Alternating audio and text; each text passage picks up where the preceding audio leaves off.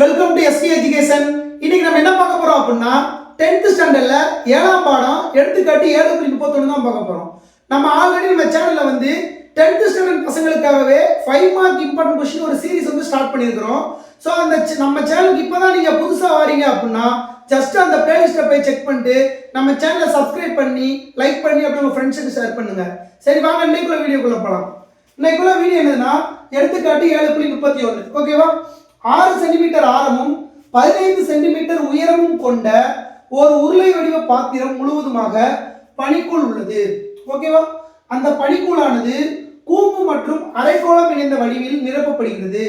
கூம்பின் உயரம் 9 சென்டிமீட்டர் மற்றும் ஆரம் 3 சென்டிமீட்டர் எனில் பாத்திரத்தில் உள்ள பனிக்கூழை நிரப்ப எத்தனை கூம்புகள் தேவை அப்படின்னு சொல்றாங்க. இந்த கொஸ்டின் ஃபர்ஸ்ட் என்ன சொல்றாங்க அப்படின்னா, ஒரு உருளை பாத்திரத்தை வந்து நம்ம ஐஸ்கிரீம் இருக்குங்க. ஓகேவா? அந்த ஐஸ்கிரீமை வந்து உருளையும் அரைக்கோளமும் சேர்ந்த வடிவத்தில் உள்ளதுல வந்து நம்மளுக்கு வந்து ஊத்துறாங்க. அந்த ஐஸ்கிரீம் வந்து ஊத்துறாங்க. அப்படி ஊற்றும் போது மொத்தம் வந்து எவ்வளோ பனிக்குள்ள வந்து ஊற்ற முடியும், எத்தனை கூம்பு வந்து அதுக்கு வந்து தேவைப்படும் அப்படின்னு கேட்குறாங்க. அந்த இருக்கிற பனிக்குள்ள ஊத்துறதுக்கு கொஸ்டின் வந்து புரிஞ்சா இப்போ பாருங்களேன்.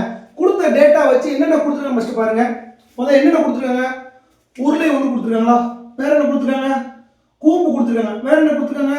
அரைக்கோளம். ஓகேவா? இந்த கொடுத்தல இருந்து முதல்ல டேட்டாவை எழுதுங்க. 6 சென்டிமீட்டர் ஆரமும், ஆரம் எவ்வளவு சென்டிமீட்டர்?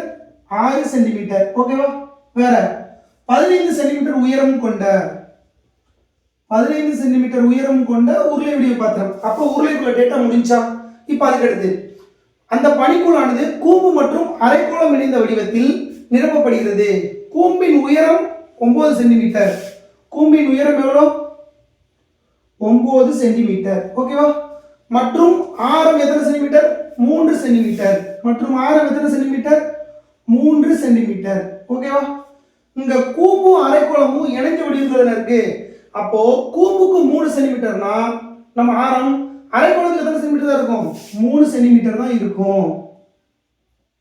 இந்த ஸ்டெப் புரிஞ்சா? இது எழுதிட்டோம் அப்படின்னா கணக்கு 50% முடிஞ்சுங்க. இப்போ அடுத்து என்ன கேட்குறாங்க அப்படின்னா, பாத்திரத்தில் உள்ள பனிக்கூழை நிரப்ப எத்தனை கூம்புகள் தேவை அப்படின்னு கேட்குறாங்க. ஓகேவா? அப்போ நம்ம என்ன பண்ணணும்? இப்போ நம்ம ஒரு பாத்திரத்துல ஐஸ்கிரீம் இருக்கு. அந்த ஐஸ்கிரீமை நிரப்பதுக்கு எத்தனை கூம்பு தேவை அப்படின்னு என்ன செய்யணும்? முதல் அதில் எவ்வளோ ஐஸ்கிரீம் இருக்கு அதை கண்டுபிடிக்கணும். அதுக்கடுத்து நம்ம வந்து எத்தனை ஒரு கூம்புக்கு வந்து நம்ம இப்போ ஃபார் எக்ஸாம்பிளாக ஒரு கப் ஐஸ் இருக்குன்னு வச்சுக்கோங்களேன். ஒரு கப் ஐஸில் வந்து நம்ம வந்து ஒரு 100 ml ஊற்றுறோம்னு வச்சுக்கோங்க. மொத்தம் வந்து 1 லிட்டர் இருக்கு. ஓகேவா? அப்போ மொத்தம் எத்தனை ஐஸ்கிரீம் தயாரிக்கலாம்? 10 ஐஸ்கிரீம் தயாரிக்கலாமா? அதே கான்செப்ட் தான். முதல் வந்து என்ன செய்யணும்? அந்த பனிக்கூழ் எதில் இருக்கு? உருளை வடிவத்தில் இருக்கா? அப்போ உருளையின் கன அளவு டிவைடட் பை ஒரு பனிக்கூழின் கன அளவு. ஓகேவா? ஒரு பனிக்கூழின் கன அளவு. இதை கண்டுபிடிச்சிட்டோம் அப்படின்னா நம்மளுக்கு ஆன்சர் கிடைச்சிடும். புரிஞ்சா? இப்போ பாருங்களேன். உருளையின் கன அளவு 4 உருளையின் கன அளவு. பனிக்கூழ் வந்து எப்படி இருக்கு? கூம்பு மற்றும் அரைக்கோளம் இந்த இடத்துல இருக்கா? அப்ப கூம்பின் கன அளவு பிளஸ் அரைக்கோளத்தின் கன அளவு இவ்வளவுதாங்க. ஓகேவா? இப்போ பாருங்களேன். உருளை கூம்பு இந்த ரெண்டையும் செக் பண்ணுங்க. ஆரம் வந்து இதுக்கும் சேமா தான் இருக்கு. ஓகேவா? இப்போ இதே பாருங்க. ஆரம் வந்து வித்தியாசமா இருக்கா? அப்ப இது R1 வச்சுக்கோங்க, இது R2 வச்சுக்கோங்க. உயரத்தை பாருங்க, இது வித்தியாசமா இருக்கா? இப்போ H1 வச்சுக்கோங்க, இதை வந்து H2 வச்சுக்கோங்க. ஓகேவா? இந்த ஆரம் சமம் தானே? அப்ப இதையுமே நீங்க வந்து R2 வச்சுக்கோங்க. இவ்வளவுதாங்க. இப்படிதான் நம்ம வந்து பேர் கொடுக்கணும். ஓகேவா? இப்போ பாருங்களேன். உருளையின் கன அளவு ஃபார்முலா என்னது? πr²h. ஓகேவா? அடுத்து கூம்பின் கன அளவு ஃபார்முலா என்னது? 1/3 πr²h. அரைக்கோளத்தின் கன அளவு ஃபார்முலா என்னது? 2/3 πr². ஓகேவா? இப்போ இந்த உருளையின் கன அளவுல நம்ம ஆரம் என்ன எடுத்துக்கோம்? R1 H1 எடுத்துக்கோம். அப்ப R1 H1 மாத்திக்கணும். அடுத்து கூம்புக்கு அரைக்கோளத்துக்கு எடுத்துக்கோம். R2 H2 எடுத்துக்கோமா? அப்ப R2 H2 மாத்திக்கணும். இவ்வளவுதாங்க. இந்த கான்செப்ட் தான். இப்போ பாருங்களேன். இப்போ ஃபர்ஸ்ட் இதுல உள்ளது அப்படியே எழுதிக்கோங்க. பை R1² H1 பை, இப்போ இந்த ரெண்டுல எது பொதுவா இருக்கு? பை பொதுவா இருக்கா? அப்ப பையை வெளியே எடுத்துங்க. பையை வெளியே எடுத்தா மிச்சம் என்ன இருக்கும்? R2² H2 பை 3 பிளஸ் வேற எங்க இதுல என்ன இருக்கும்? 2R2² by 3. ஓகேவா? இது வந்து கியூப் தானே? சரி. அரைக்கோளத்தின் அளவுனா 2/r³. ஓகேவா? 2/r³. ஓகேவா? இப்போ நம்ம கண்டுபிடிச்சிட்டோமா? இப்போ இந்த பையும் கேன்சல் பண்ணிடுங்க.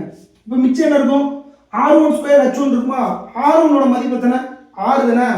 அப்போ 6 இன்ட்டு 6 இன்ட்டு H1ஓட மதிப்பு எத்தனை 15. ஓகேவா?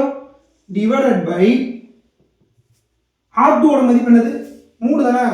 அப்போ 3 இன்ட்டு 3 இன்ட்டு H2ஓட மதிப்பு எத்தனை 9 பை 3 பிளஸ் அடுத்து 2R2 கியூப் தானே 2 இன்ட்டு R2 கியூப் என்னது 3 இன்ட்டு 3 இன்ட்டு 3 R2 கியூப் தானே டிவைடட் பை 3. ஓகேவா? எதை அடி கொடுக்க முடியுமா பாருங்க. இந்த 3க்கு இந்த 3 அடி போயிடலாம், இந்த 3க்கு இந்த 3 அடி போயிருமா. இப்போ ஆன்சர் என்ன வரும் 6 into 6 into 15 divided by 93 27 plus 3 9 9 18 வருமா. இப்போ ஆன்சர் என்ன வரும் 6 இன்ட்டு 6 இன்ட்டு 15 டிவைடட் பை 27ஓட 18 கூட்டினா எத்தனை 45. ஓகேவா?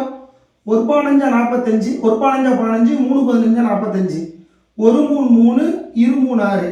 அப்போ ஆன்சர் என்ன வரும் 12 வரும். ஓகேவா? அவங்க என்ன கேட்டிருக்காங்க எத்தனை கூம்புகள் தேவைன்னா therefore கூம்புகளின் எண்ணிக்கை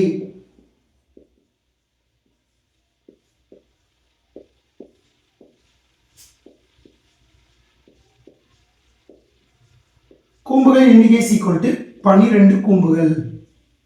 12 கூம்புகள் அப்படின்னு மறக்காம போடணும். ஓகேவா?